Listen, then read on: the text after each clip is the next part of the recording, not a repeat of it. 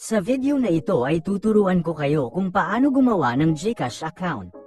Simulan na natin agad. Para makagawa ng account, buksan lang ang ating GCash. Allow lang natin ang mga iniinging permission.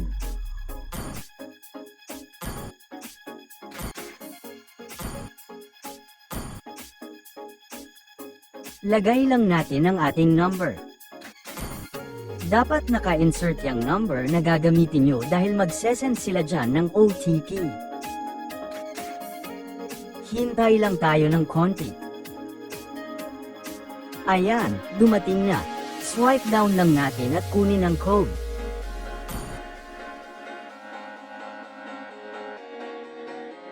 Lagay lang natin dyan.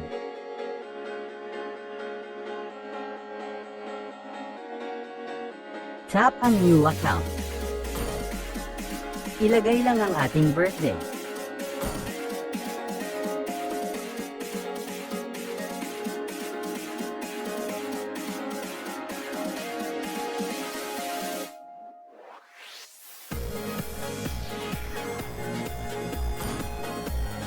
Tap ang yes, then confirm.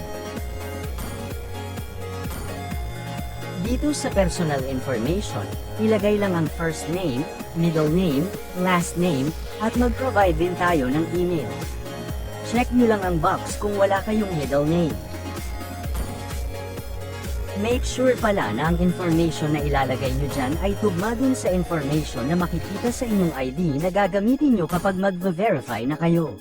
Napakahalaga na pareho ang information nyo dyan at sa ID nyo dahil hindi ma-verify ang account nyo kapag hindi tugma.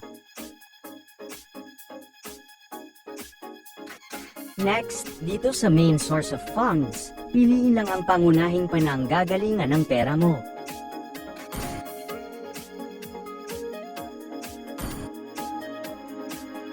Dito naman sa address, ilagay lang ang province, city, barangay, zip code, at house number and street address.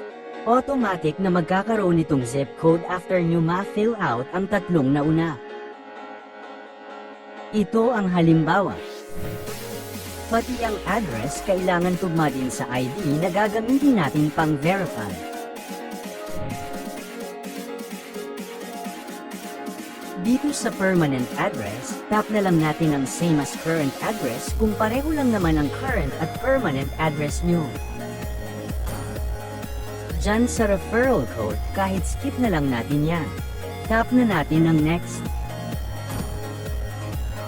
Dito, double check nyo lang kung tama ba lahat ang information na nilagay nyo.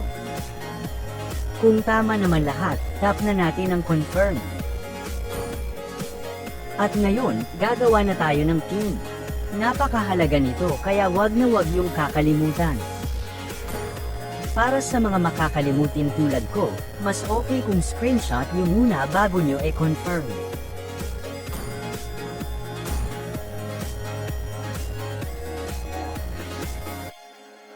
Dito sa last part, register lang natin ang ating phone.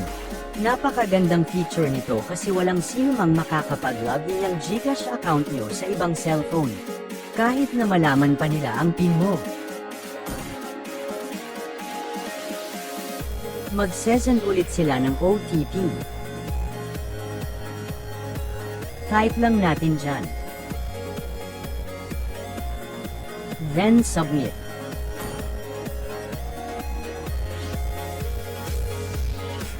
At yan, tapos na.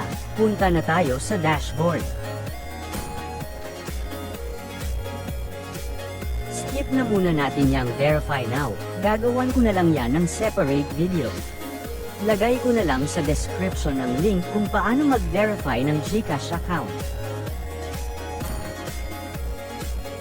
At yan, tapos na. May GCash account na tayo. Salamat sa panunood. Sana nakatulong ako sa inyo.